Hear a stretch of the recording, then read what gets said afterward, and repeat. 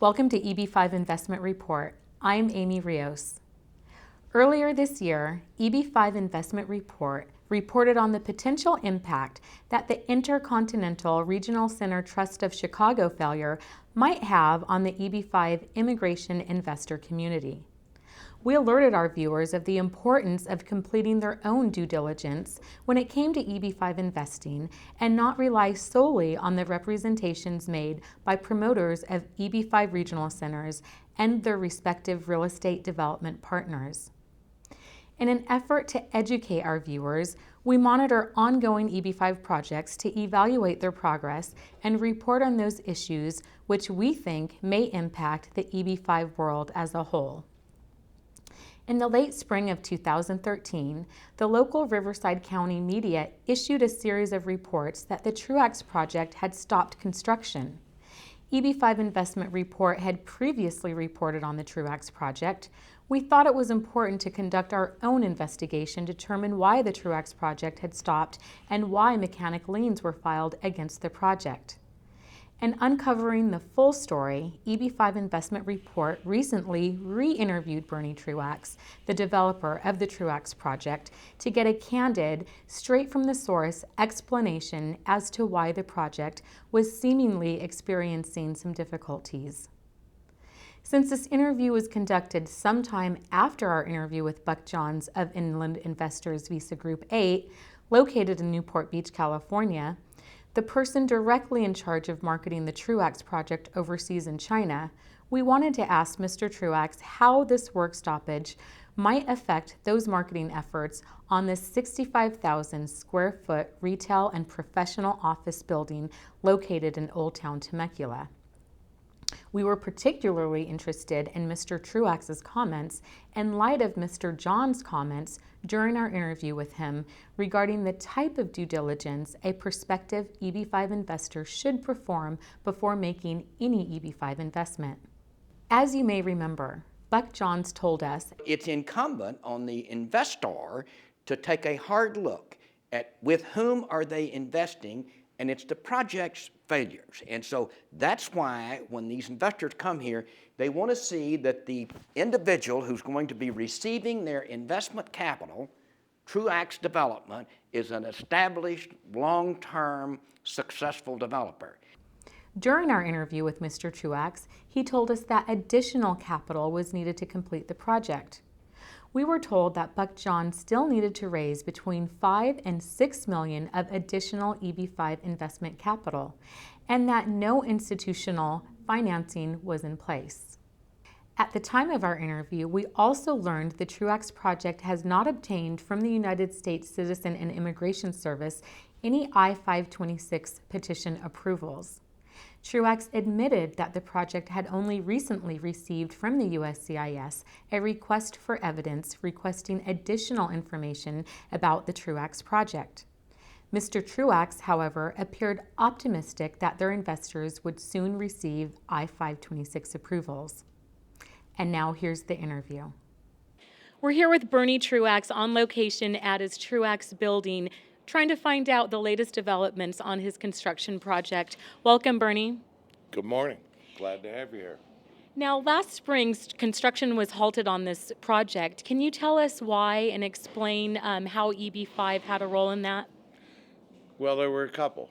I think the newness of the program and not having an actual experience of how that smoothness of funding would keep up with construction became the real problem.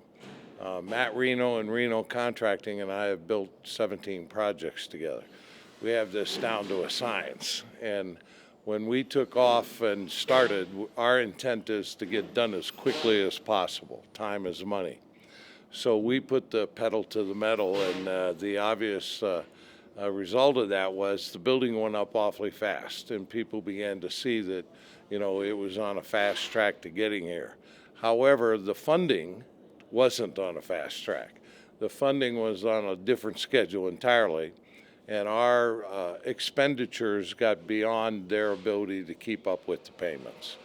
And We carried that personally for a good while, thinking that hurdle would be overcome because I guess Buck and the Inland Group were processing the paperwork and the investors, but the USCIS processing their paperwork to get to the 526s was on a different pace. That slowed it down. What we expected was, a couple million a month. What we got was $500,000 to $1 million a month, and what we spent was pretty close to $2 million a month. That got deep into my personal credit line, and at some point we decided it was better to stop and to let Buck and everybody clear up and catch up. And we had no worry that they wouldn't. We were unfortunately experiencing the pain of how that happened. And then, the part that we were all waiting for was the request for evidence papers, which would have led to the final stage of getting the 526s. And we got that about 30 days ago and answered all their very detailed questions. And after that, sent that in, and I guess the response time on that is 30 to 60 days. Buck was with me yesterday, and we're kind of anticipating we might hear something today. Friday seems to be the days they do things. So with that, we believe the rest of the funds will be there. In the meantime, we've started the building back up based on Buck's catch-up. We've paid all the bills and caught up on my credit line, so we're at neutral right now. And we expect to finish on time and be open in March and move our tenants in, some of them before, me in particular. This floor will be done and will be moved in March 1. A couple of other tenants will be in right at the same time because we're processing them as we're here. And we expect to have the building fully leased and fully loaded during March and April, and by May, totally done. How many I-526 approvals do you have, or do you have any yet? I don't believe Buck has any yet. That's what was slowing it down. Those approvals to the final step approval have not yet begun to flow. Now, how many jobs do you expect to create with this building? Our report in the beginning, the economic study done by Mr. Evans, is it, I believe, said that it was over 500 and some. We didn't need 500 and some, but we have them. We've planned and knew that we had to create the jobs based on not only on the construction, but the tenants that moved in. The uniqueness of our project is this is designed to bring people to this town that weren't in this town. So our tenant base is not someone moving from the other side of the street over to here.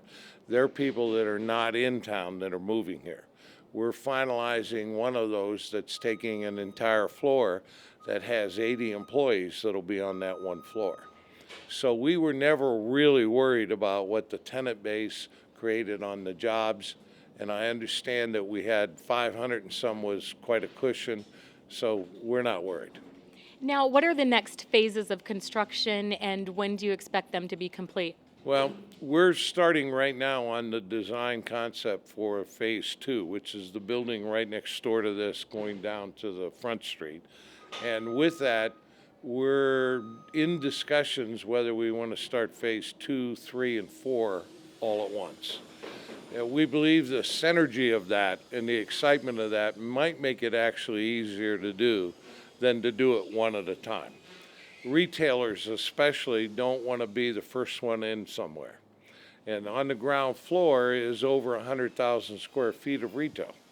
So when you lease that up 25,000 at a time and tell them there is going to be a paseo and a courtyard and all that stuff, they go, yeah, but when?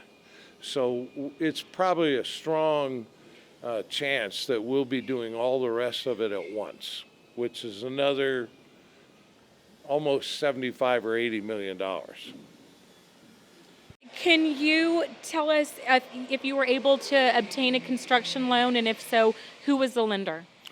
Well, we may have been down on the construction, but Buck and Ron Darlin from the center were working hard to procure the next 3 phases.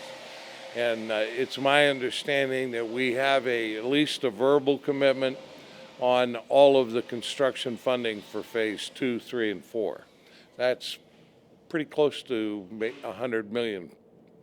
And we're leaving to go to China to meet with Shinyway, who is that backer, in October 27th. We fully expect we're coming back with a signed commitment.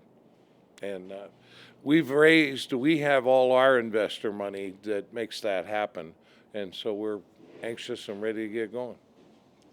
Now, Bernie, because of the Chicago failure, two major issues have arisen with EB-5, the words due diligence and transparency. In our interview with Buck Johns, he stated that it is incumbent for the investor to take a hard look at with whom they are investing with due to due diligence. Do you agree with this, and if so, why? Absolutely. I have no idea why, but everybody in the world seems to want to be a developer. They think if you have the name and buy a piece of property, you know what you're doing. We've been at this 40-some years. I have no failed projects. And I welcome anybody coming to see and do the due diligence of what we do. You can look at just this building. This is a Class A constructed building. It's probably the single best building in this valley. The only one that competes with it is the last one I built, and I've outdone that one. We not only do quality construction and quality building, our accounting, the process that we use, the performas, the full exposure, everybody can see everything anytime. And we welcome that. That sells us who we are, what we do, and how we do it. Now, did Buck Johns share with you his role in the Victorville Center and his first EB-5 regional center? It was shut down by USCIS. Did he share with you what happened in that project? Well, not in great detail, but that's how Buck and I met. Mm-hmm. Apparently that got shut down because USCIS said it didn't qualify. It was a project that would have been done anyway, and I guess that was one of the big hurdles of projects is would they be done in another category without this need. And when he lost that project, he had investor money in there already that needed a home. And so Buck went on to look for a good project and a good developer. Now, on September 13th, it is our understanding that you attended a Buck Johns reception held in Newport Beach. What was the purpose of that reception, and was it to introduce the Shinway immigration brokers firm from China and their advisor, Mr. Yang Li, to the new Truax project? I believe that was a big part of it. The Shinway was there. Mr. Li, who I had met before, was there. Now, can you tell us a little bit about the reception and what your role was? Well, I had a short presentation about Truax Development and our projects and our role in EB-5 and our relationship with Buck and Ron Darling and the center. And I guess I put on about 2 or 3 minutes of conversation about it, and there were others who did the same. Now, do you know if the Inland Group negotiated an agreement with Shinway to represent the Truax project? I believe, and Mr. Lee even mentioned it. In fact, I believe in that reception, I think he said it was signed. I don't know that it was signed already. I think that's why we're going to China. But yeah, I believe the commitment's already there, and that was kind of a celebration of it, and now we're going to China to finish the deal. Do you know about how many people attended this reception? There was probably at least 75 to 100 people there.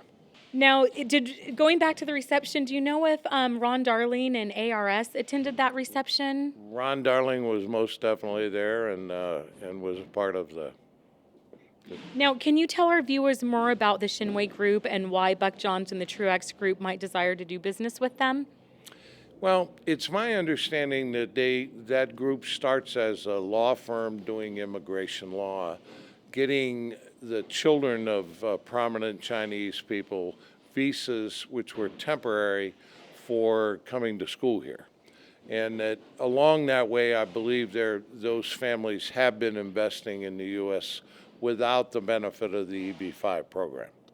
So EB-5 offers the additional deal that they can get a permanent visa and possibly citizenship if they desire. And that opened the door for our program, our projects to match up with their goals and their process. And it's my understanding they have done some EB-5 work in Vegas and other places, and they're big enough that the hiccup we had here of raising the money and getting that cash flow can be solved easily with them. They already have a large investment group and release money in much larger chunks. Now, what we're attempting to clarify is what the average annual interest rate is running for a developer to pay a regional center and its immigration brokers to borrow EB-5 funds. Do you know what Shinway Group is charging American Redevelopment and/or Investor Visa Group 8? No, I'm not, the center's deal with Shinway is the center's deal. My deal is with the center and Buck Johns. And I'm quite happy with the interest rate I'm getting, and for the moment, it's still competitive. It's changing because money in our country is opening up and money is getting back into construction and into permanent loans. But it still is a good deal because it's a bridge loan along with being a construction loan. Construction lenders typically want to go a year to 18 months, and then they want taken out. Permanent lenders typically want you to already be fully leased and stable. Stable usually occurs about the third year. So it makes it harder with a typical construction loan to get a permanent loan. EB-5 fills that gap because this is more than just a construction loan. It's what we call mini perm. So during the period of construction, which could be 2 years, and then I get 3 more years to stabilize the building before I have to look for the permanent loan. The longer the building is stable, the rents are paid, the record shows the credit worthiness, the easier it is to get the permanent loan and the lower interest rate. Bernie, can you explain to our viewers what Inland Investor Visa Group's role is in your project and the flow of the funds? Okay.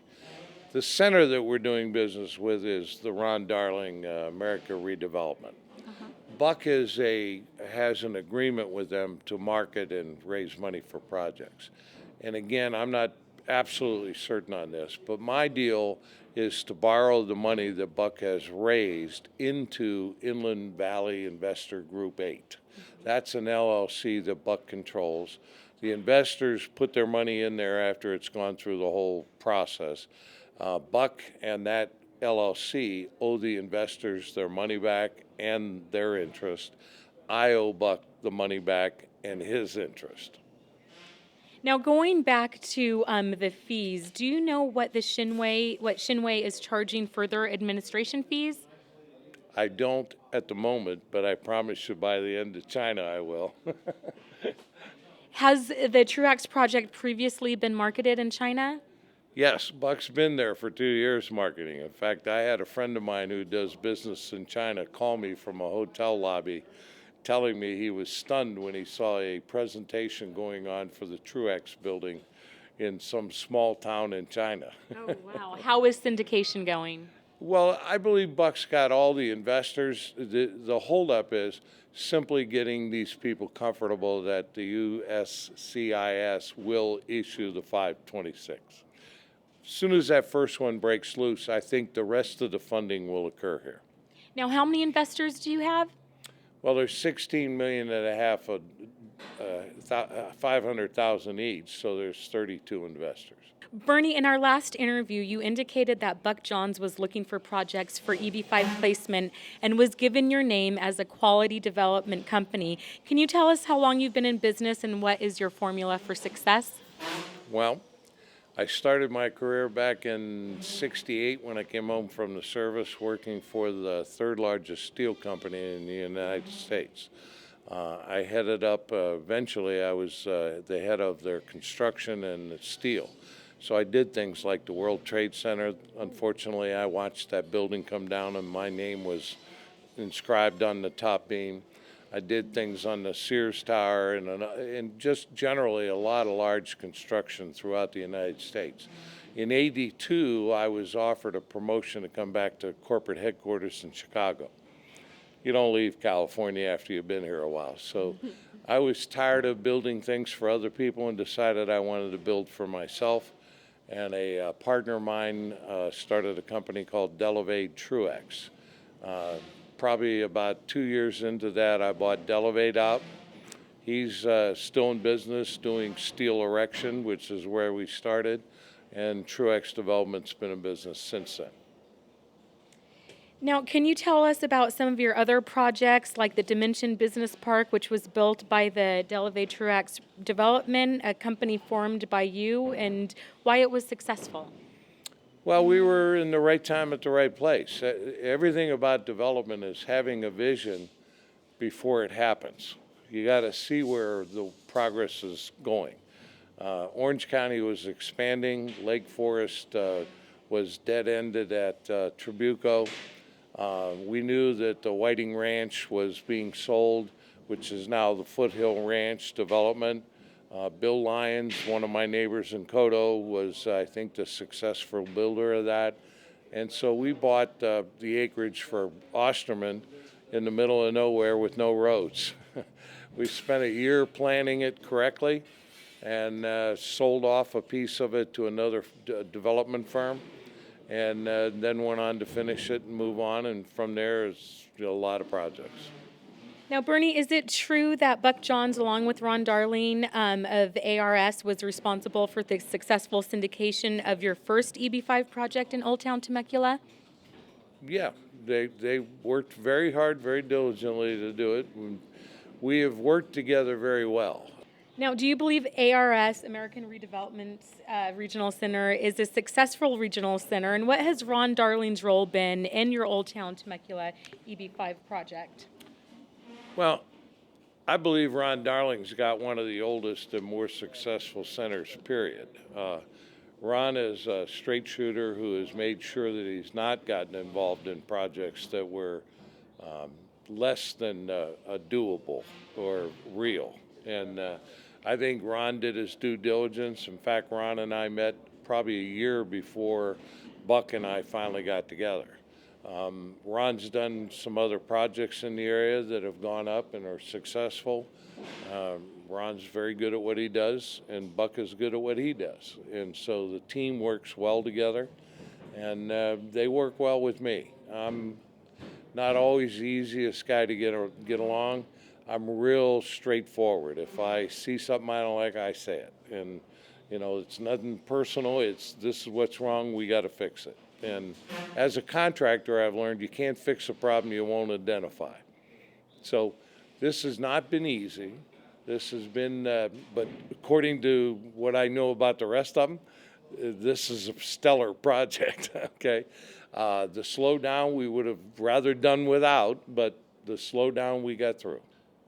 Okay, now going back to my first question about in last spring, the Truax project had halted construction, and there were several construction liens filed for non-payment. Can you explain why this occurred? Well, that's not a bad thing. That's a good thing. Mm-hmm. All construction contractors, from the general on down to the subs, are entitled to post a pre-lien deal. If you're going to go to work on somebody's project, there's a first trust deed recorded. They have a right and standing to be paid. They file an intent to lien, okay, which names the lender and the owner and all those things, and then they go to work.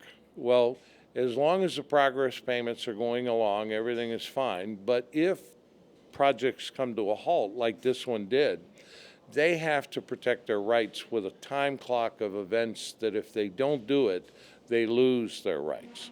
So it wasn't against us, it was with our help. They continued to do the paperwork correctly. So when we couldn't cure it right away, we went from intent to lien to a lien. Now there's another time clock that starts that takes that to a foreclosure of lien.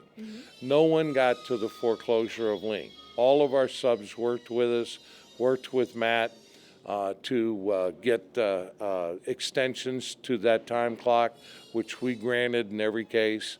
They all wanted the extension because they knew we'd be back. They've never had Matt or I fail on a building, and we work with the same subs all the time. So money was coming in. We were putting all that money as it came in to pay off the liens in order, no special treatment, until we got it back to zero, and then we brought the building back to life. Bernie, in regards to your own history, can you tell us about the lawsuit filed in 1991 in regards to the Dimension Business Park? Our record stated the partnership owes Succor over $350,000 for valid unpaid loans from Succor to the partnership, and that after the court ordered judgments against you, and you placed yourself in bankruptcy. Is this accurate? And have you filed any other bankruptcies?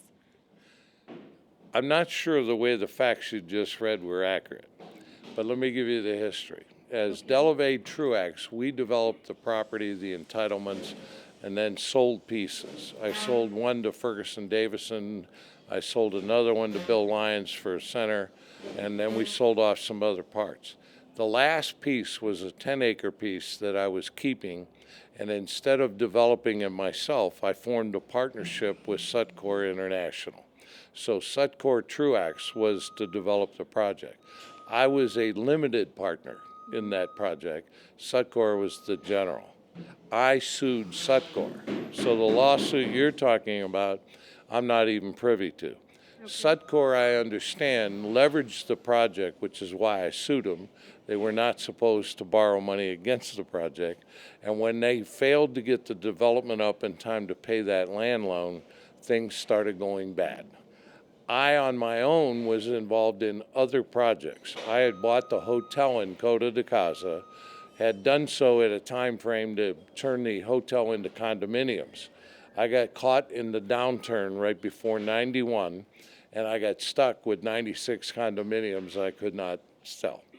Because I personally guaranteed things, it rolled one domino into another, And I filed bankruptcy before I sued Succor, but the bankruptcy was pursuing my asset. That land was worth about $10 million. I lost the lawsuit. I shouldn't have lost the lawsuit, but I did. And Succor, whatever happened to them, I have no idea. And I got literally wiped out. I went from being a substantial net worth to zero.